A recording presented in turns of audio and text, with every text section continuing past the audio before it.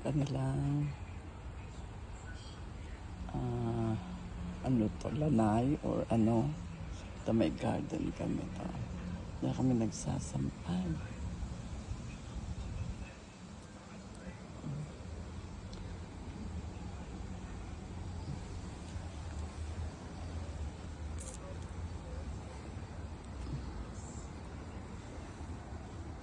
Aking halaman.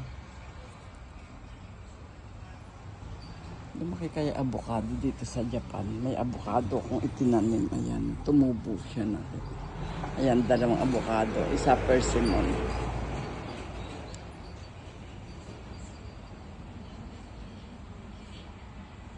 Meron din ako strawberry. Strawberry ko maganda dahon kasi nga taglamig na ngayon. Pandamig yan.